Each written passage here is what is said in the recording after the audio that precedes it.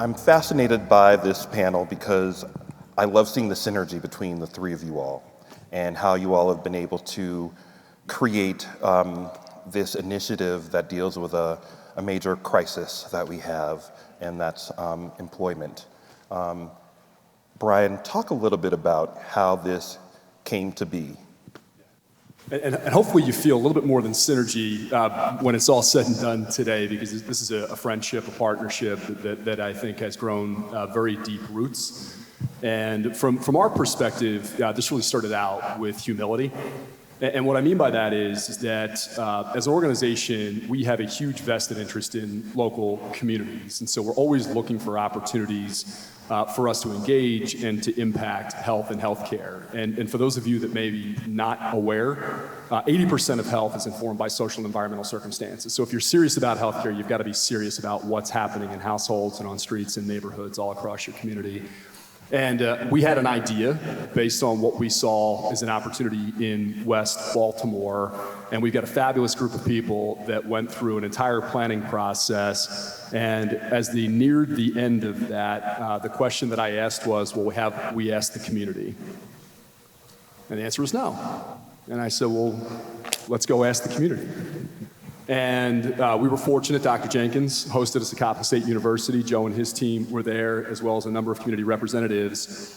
And in the time that we spent that day having a conversation about what it would look like for an organization like ours to make an investment and to have an impact over a generational period of time, when we got back into the car together, I said, scrap all our plans, start over, the community has spoken, and the answer is career opportunities. The answer is economic mobility. The answer is something that isn't inherently thought of as healthcare, but is inextricably connected to the health trajectory of people and households and communities. And that was the journey for us, that learning, that partnership, and being surrounded by people who share that perspective. But why West Baltimore as opposed to East Baltimore? And can we say both and? Yeah. So the work that we do is really based on the reality of individual community circumstances. And I think one of the things that institutions get wrong all the time is that we tend to think of things in broad, ubiquitous swaths. One size fits all. Great idea. Let's implement it here, here, here, and here. And that's not the reality of human lives or communities. And so what we're investing in West Baltimore is uniquely and specifically tailored to West Baltimore, and it really came down to two observations. One is, what is the trajectory of economic mobility in the West Baltimore community? The other is, what is the reality of transportation infrastructure?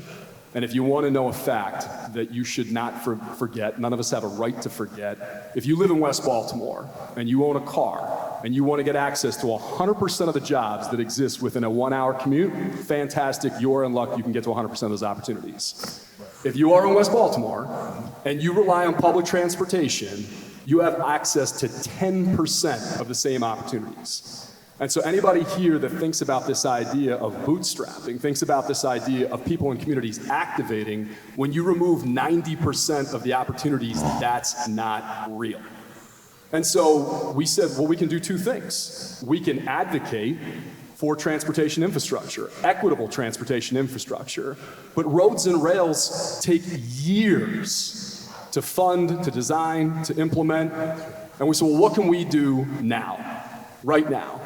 And what we could do is we could put 100 jobs in walking distance to 15, 16, and 17. That's what we can do right now, and that's what we're in the process of doing. Fantastic.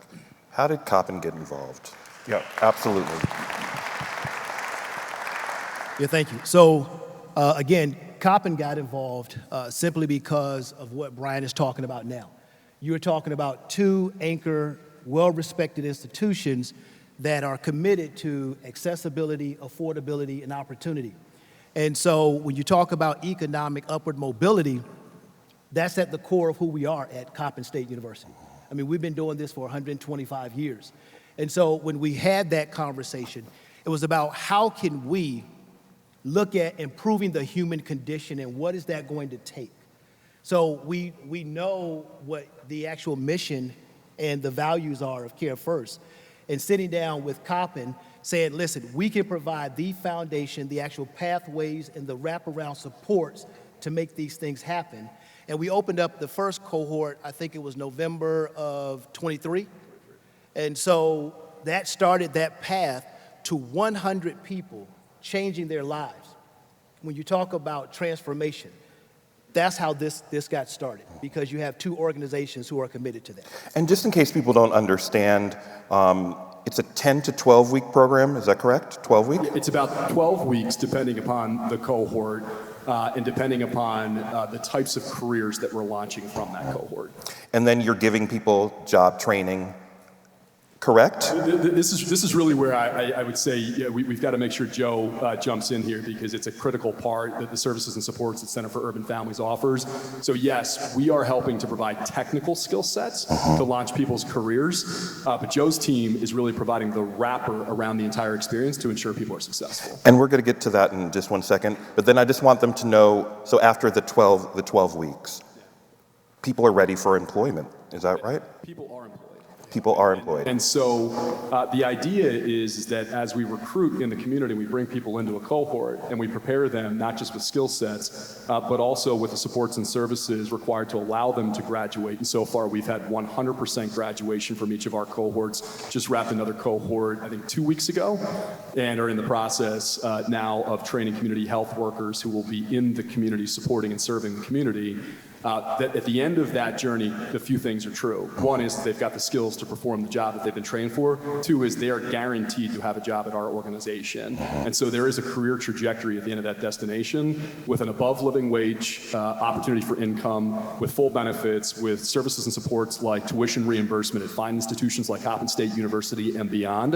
And so it really is a full complement. And when you make that commitment, you will have a career at the end of that class. What type of jobs are we talking about? A range of Yes. jobs. So right now we have a class of community health workers, but it ranges anywhere from customer service and support advocates on up to clinical support and services and beyond. And then range in price. We always want to know about salary. You talked about a living wage. What is that range in what people are making? So we benchmark. It's not a single static number, and this gets back to sensitizing to the reality of cost of living in communities. We benchmark based on specific geographies, and we make sure that our wage standard continues to move with what is a living wage standard. And right now we're above the living wage standard for Baltimore. Gotcha. And then Joseph, we're talking about that wraparound. Talk a little bit about how your organization, which is in very close proximity to Coppin, by the way, how you all are closing that gap, closing the circle. Yeah, first, can I be authentic?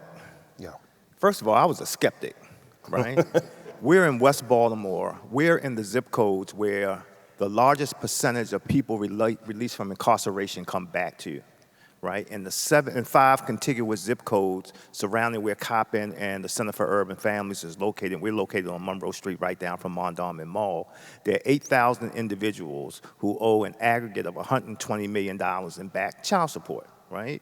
So you think about the incarceration rate, the poverty rate, and this debt, the likelihood that we meet people who are authentic in terms of we want to do something good in the community and they don't look like us is rare, right? I happen to have known one person on the Care First team from a prior role, so I was less of a skeptic, but I didn't know Brian. We got a chance to know each other more deeply as we were together involved in the Squeegee Collaborative, trying to solve the issue of squeegeeing in Baltimore, right? So over time, the trust built up, the trust factor. And so this notion of identifying people in West Baltimore to give them an opportunity where they can train, but as trainees, they're employees. Let's be real clear. They're getting paid from day one as trainees, right? And they're getting trained on the campus of Coppin State University, the crown jewel of our community in West Baltimore, right? They get an opportunity to see the entry door into Care First, but we open up the landscape so they see the career trajectory and other opportunities, right? And we layer that on with a sense of responsibility and accountability. But the reality of it is we're working with people, while you're working with an individual, they're coming from neighborhoods and homes where the other people that are in their social networks may not be getting the same ride. So we've got to go deeper, but starting with Care First and Brian's authenticity in partnership with Dr. Jenkins, for me, is what makes this partnership work. And how do you deal with skepticism? People who are apprehensive about trying out something new, or maybe people who are saying they don't need any help, or this and the other. How do you convince them to buy in and that this isn't some type of fly-by-night initiative? I think no different than the process I went through with my wife when we were dating. She didn't trust me. She didn't know me. She tested me out. I had to keep working at it. I spent a little bit of money. I didn't have a lot of money. But you have 12 weeks for this program. No. Yeah. I think trust and relationships are universal. You have to spend time with them. You have to nurture them. And you have to keep your word. And I will say that the two men here, the three of us have kept our word to one another, but more importantly, we kept our word to the community. So you now see people, the first cohort of folks that we work with are full-time employees, right? There's literally no retention loss, right, that are in career opportunities. Now, whether or not they stay at Care First, I don't think is the overall objective, right? Although I'm sure Brian and the team at Care First would like to keep people there as long as possible and see them progress. But, Brian talking to someone who came on as a trainee and connecting them to the HR department because that person had an interest in that is the kind of relationship and trust building I think goes deeper in the community. And those folks go back home and they talk to their neighbors, their friends, and their families about this relationship. They talk about being on the campus of Coppin State University, and maybe for the first time they think about their children and maybe themselves going to that university. John, let me say, I think this is also important to that question. What is also important is you have credibility and you have authenticity, because these individuals showed up every day for meetings, ceremonies, graduations, those type of things. It was not a, let me come in, give you this high-pitched conversation, and then jump in my Learjet and get out of here. It was, I'm on the ground with you. We are investing in West Baltimore. We are partnering with credible institutions that are important and significant to West Baltimore. And those things allow you to build inroads. And even though some folks may be skeptical at the outset, they gradually come closer and find out that this is the real deal. Mm-hmm. So I graduated. Yeah. Can I jump in there, John? Because this is such an important part of, I think, what holds this together. Mm-hmm. And there's a couple things that I would add to what my friends offered. I think one is, there's two kinds of friends in the world. There's people that tell you what they think you want to hear, and then there's people that tell you what you need to hear. And I have two friends here that have invested in us, cared about us enough, loved us enough as an organization and as individuals to tell us what we needed to hear. And Joe, you even held back a little bit, right? Because when I saw you at the Ravens game, he came up to me and he said, man, when you came out, I didn't believe you. I did not believe you.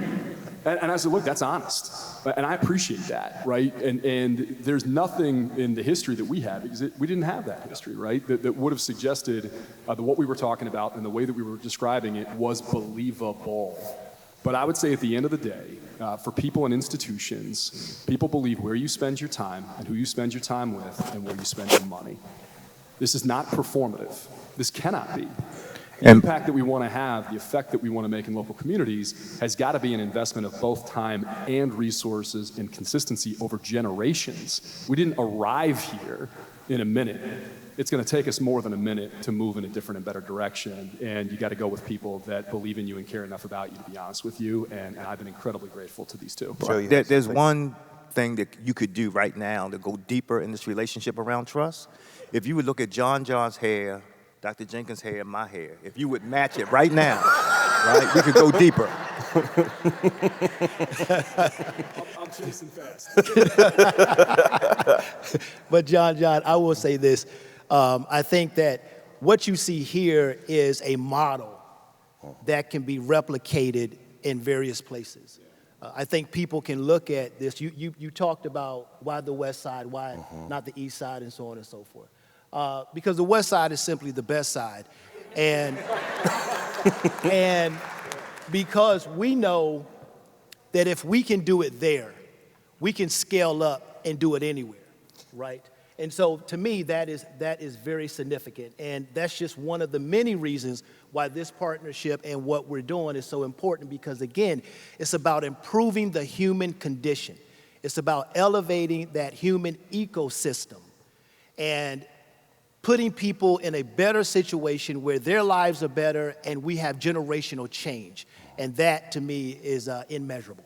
Yep. So the replication part, what is the financial investment that you all have made to this program?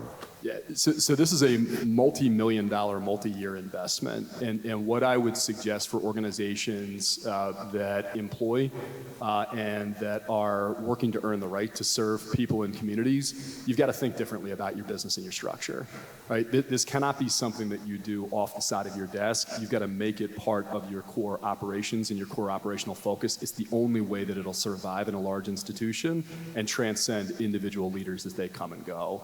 And so we've made this part of our core operation. So we've actually set aside a percentage of our core operating footprint that is dedicated to the West Baltimore community. And as we make investments, and I do look forward to being back here to talk about a project that we're working on right now in East Baltimore, each of those projects will be sensitized to the partners that we're working with, the resources that we can bring to bear, and the impact that we are capable of having together. Can we bring a little more, you said multi-million, what does that mean? So an aspect of this commitment that we haven't talked about is not just the cost to employ. And so over time, we will have 100 jobs that are dedicated and committed to the West Baltimore community. We're a little over a third of a way there through our first 2 cohorts. So obviously that'll be a recurring investment over time. The other investment that we're making is physical place and space. And there's another person that really deserves to be on the stage with us today but couldn't make it, but Tim Regan, who purchased the Target that was connected to Mondawmin Mall, has built out a project called the Villages of Mondawmin. And what we recognized is the power of having density of investment. And so what you see is a density of investment that exists between these 3 organizations. Another organization that's making that commitment is Whiting Turner. And so when Tim began to reconceive that space and consider what it would look like for that space to activate community, serve community in a different and better way than an empty Target building would, we said, what can we do to help? And so we're actually making a multi-year commitment to a multi-million-dollar lease to build out a workforce development program to actually have a physical space in the community. And that allows us to do a few things. One is it allows us to actually bring people in post-graduation from the cohort where they can be employed and be connected. It allows us to promote from within those cohorts local leadership to lead those teams. And it allows us to program services and support in partnership with the 501c3 community, but also provide healthcare services from that space. And so that's all part of this commitment, an extension of this commitment that we've made, starting on the campus of Coppin State University in partnership with Center for Urban Families, now moving to the Villages of Mondawmin. What other models nationally did you all were similar to this, or is this like the first of its kind that you know of, or are there other initiatives that you've seen elsewhere throughout the country? So there's other programs, Right. but I don't know of any. This is the first of its kind. This way, Right. And I would credit that to many voices having a conversation about what good looks like as defined by the community with the community. And I think what we're doing here is pretty groundbreaking, and it will continue to evolve as the community continues to inform what great looks like next. Dr. Jenkins, I had the pleasure of attending an HBCU, Howard University, and there is nothing like, my parents graduated from HBCUs, there is nothing quite like the energy that you get from that. You're surrounded by Black excellence all the time. Talk about that importance in building, that type of network around the people in the cohort. Yeah, I mean, so you're absolutely correct. And with what Brian was saying with Whiting Turner over at Mondawmin Mall, Coppin has an outstanding nursing program. We're leading in healthcare, and we'll be also leaning in and partnering in that actual partnership as well. But when you talk about, how do you elevate, how do you improve, let me say this. If you live in this country and you make less than $30,000 a year, you have a 1 in 10 chance of earning a college education. We still know that a quality education is the greatest pathway to upward and economic mobility in this country. It is important to be in an environment where you are nurtured and you are transformed and your self-efficacy and your self-confidence is built and you are prepared to work for corporations like Care First, to be an entrepreneur, or whatever it is that you want to do. You can get there from institutions like Coppin and Howard and so many other great HBCUs. But we still believe in this premise that in our space, we prepare you to excel on the global stage. That's why I'm so proud of the multiculturalism that we have with our campus community and our faculty, staff, and students. They're coming to us from 40 states, the District of Columbia, and 32 countries. And so we are ready and prepared to make sure students have that type of self-armor, that vision, that clarity, and that thirst for a change. That's what we're committed to at Coppin. And I think these partnerships also help us provide runway for those students to leave us and get to where they're going. Do we have any members of the cohort in the audience right now? If we did, I want to recognize them. No? Can I mention something about the cohort and coming back to your question about other national models around this, right? One thing that is unique about this is that Care First made a commitment to bring folks on as trainees, but they're paid full-time with benefits from the very beginning, right? And then the wraparound support is to help them to get inculcated in Care First's culture and the rhythm of work, right? And so many of them come with pre-existing challenges around debt and family dynamics that would typically X them out of an opportunity, right? Therefore, Care First would lose its investment, right? So the wraparound support, dealing with utilities, dealing with transportation issues, dealing with issues that are within family dynamics that they won't easily give to an employer, but because of the relationship, we uncover them and we mitigate against it, which then allows a person to retain the job without losing it, because on the surface, an employee would say, hey, I don't have time to deal with a person who's late or doesn't show up, when that work can be mitigated up front. That's a part of the investment that's behind the scenes that often doesn't get looked at, and something that I think that other business leaders need to look at. I know we have some questions from the audience. Zuri, do you have some questions for our panelists? Are we there yet? Oh, okay. Thank you. Yeah, I have plenty of questions. A point of just clarification for folks. The name of the program, I think folks in the audience want to make sure they get the name of the program. Sorry about that. That's a great question. I don't know who we branded this. Yeah, we'll get that. So it's not the West Baltimore Workforce Development Program? It is the West Baltimore Workforce Development Program, but I would say that's more of a description of the work that we're doing than it is a brand that we have that we've come up with, or a label that we put on this. But that's what we've been called up until this point. Gotcha. Okay. And does this program work with folks who have been incarcerated or justice involved? Can you speak to that? Yeah, so we don't have a filter on the recruitment process, and one of the questions that we got coming into this today is, how do we recruit for our cohorts? MOED's been a great partnership, so the mayor and the administration has been a fantastic partner, local 501c3s, but we don't filter people out in that front end. What we're looking for are people that understand and are prepared to make the commitment with us, and Joe offered all the work that we're doing. You don't have a 100% graduation rate of pretty much any new hire class, any cohort of any program. We have that because of the Center for Urban Families. So Brian, when you say you're not filtering out people, that means that if you have a record, you can apply to this program and participate in it. That's correct? right.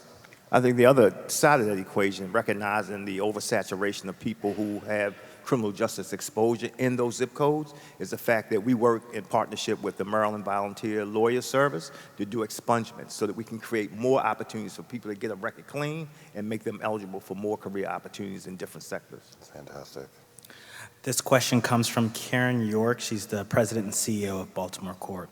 She says, many of Maryland's workforce development programs, including those we offer at Baltimore Core, are geared towards skilled and credentialed workers. How do we ensure our training programs prepare workers to transition into more skilled positions that serve Baltimoreans who are talented but non-credentialed? Yeah, so this is another, I would say, aspect of the program. We don't filter on the basis of prior education achievement or attainment. And as somebody who worked their way to get their undergraduate degree, I would say that's a really important concept for me personally, not just professionally. And so we meet people where they are, and if you're prepared to make the commitment with us, we're prepared to take that journey with you. And if that means you come to us without an undergraduate degree or without any prior skills in training, we're here to help prepare people through that journey and then to offer them educational support and investment that if they choose to continue that journey, they're able to do that. Yeah, that's where I would say the continuing education piece is so important. And that's why having institutions like Coppin State University, or if this is going to be replicated elsewhere, I would strongly advocate them having a institution attached to the program. Are we already starting to see people who've graduated from the cohort pursuing a future at Coppin as well? There have been conversations. I don't have my admissions folks here, so I can't speak to that. But I know during the actual commencements that we've had with the cohorts, folks have talked about, I want to continue my education. Because again, this is a great opportunity, and like Joe said, whether they stay with Care First or they look for some other opportunity, this is a life-changing moment for them, and they either stay with Care First and they will elevate up, and I think that you have some great examples of folks who have actually done that, Brian, or they use this as a springboard for something more. So the spark is there. Yes, it is. Yep. And we would love for people to stay with us for a very long time, but that's not the objective. The objective is economic mobility. And if economic mobility means taking what you learned from us in the time that you spent with us to go do something bigger and better that makes sense for you as a person, fantastic. We're keeping that space open for somebody else from the West Baltimore community to also have that same opportunity. Sorry. Just one sorry. extension of this is, Dr. Jenkins mentioned the celebration, the completion celebration, right? The cohort is there, but their children are there, right? Their family members are there. Their friends are there celebrating them on the campus of Coppin State University. That narrative, that exposure, the opportunity for other people to come onto campus who may not have ever stepped foot on the campus before gives that sense of hope and optimism. And as Brian said, continuing to recruit right from the community, so that gives people an opportunity to say, hey, I think I may be interested and am I eligible to compete? And they are interested and they are eligible subject to the criteria that was established for the prior cohorts.